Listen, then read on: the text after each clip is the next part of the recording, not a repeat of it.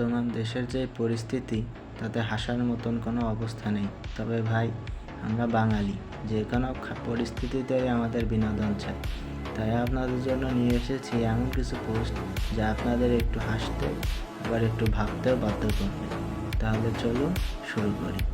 প্রথমে আসুন আমরা একটা শপথ করি, ধর্ম যার যার, সংগ্রাম সবার। চাই আপনি হিন্দু হন, মুসলমান হন, খ্রিস্টান হন বা বৌদ্ধ হন, দেশটা আমাদের সবার, তাই এই আন্দোলনও আমাদের সবার। Sorry, but I'm number one. Psych! That's the wrong number!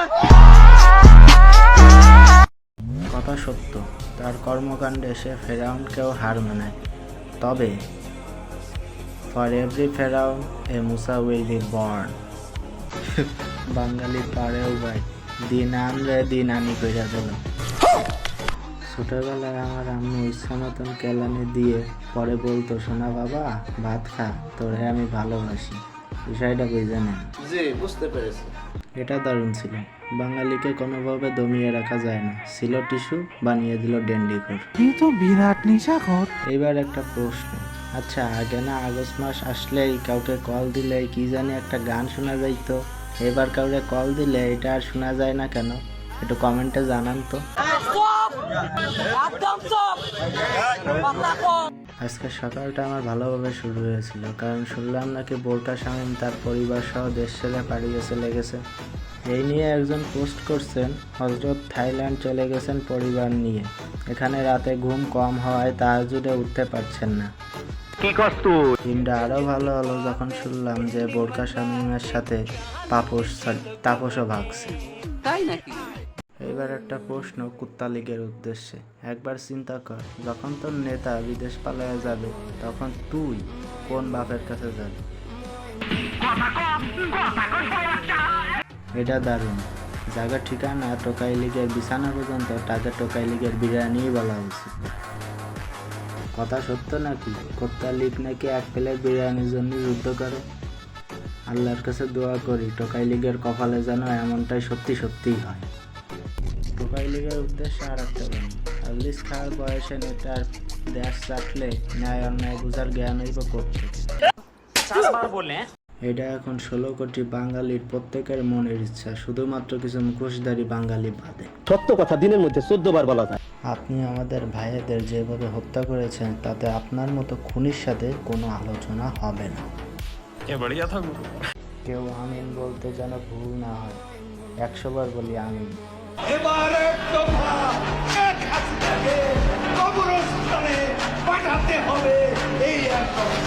জি কাকু, তাছাড়া বাঙালির বাঁচার আর কোনো কায়দা নেই।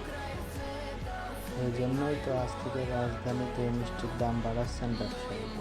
সামনে একটা সুখবর আসতেছে, আমাদের আবুল মাল কাকুর বাড়িতে নাকি শিক্ষার্থীরা গিয়ে এগুলো তার দেয়ালে লিখে দিয়ে আসছে।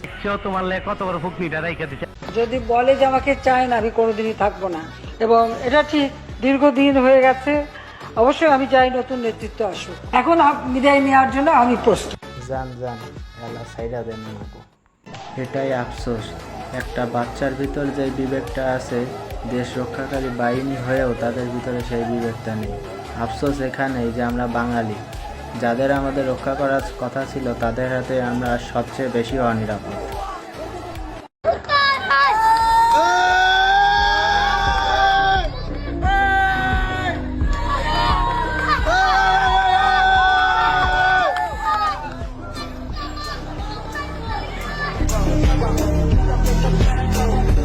এক দফা আন্দোলন কি আমাদেরকে পদত্যাগ করতে হবে। আমার প্রশ্ন, জাতির কাছে প্রশ্ন, কি অপরাধ আমাদের? আমরা কি অপরাধটা করেছি? তুমি রিয়ালিটি মানে নাও, এদিক চিন্তা ভাবনা না করে নিজের মানুষকে বাঁচাও, কারণ 12টা তোমার বেজে গেছে। মাইনা নাও হাসু আপা, মাইনা নাও। প্রবাসীরা সহ দেশের মানুষ তোমার একেবারে হাতে থাল দেওয়ার অবস্থা করে দিছে। এবং করতে বলতে চাই, যদি আর কোনো পুলিশের বুলেট এদেশের কোনো শিক্ষার্থীর গায়ে পড়ে, তাহলে এদেশের পুলিশের সন্তানকে আর কোনো শিক্ষক পড়াবে না। তো আপনাকে কোন মামলায় জেলে পাঠিয়েছিল? এটা তো আমি কইতে পারব না। রাস্তার পাশের চা দোকানে চা খাইতেছিলাম, পুলিশে কয় আপনি অ্যারেস্ট।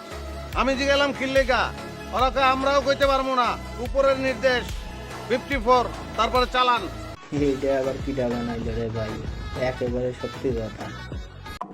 জীবনে দালালকে চোখের সামনে থেকে দেখার খুব ইচ্ছা ছিল, এদের দুজনকে দেখে সেই ইচ্ছা আজ পূরণ হয়ে গেল। জানোয়ারদেরও বিবেক আছে, কিন্তু এই মানুষটুকুর জানোয়ারদের ভিতরে কোনো বিবেক নেই। এদিকে আমাদের ডেন্ডি ব্লগার ফুড ব্লগার রাফসানকে টিএসসি থেকে বের করে দিলেন আন্দোলনকারীরা। নাউজুবিল্লাহ, আস্তাগফিরুল্লাহ। তবে এরম হইলেও হইতে পারে, তাই সাবধান।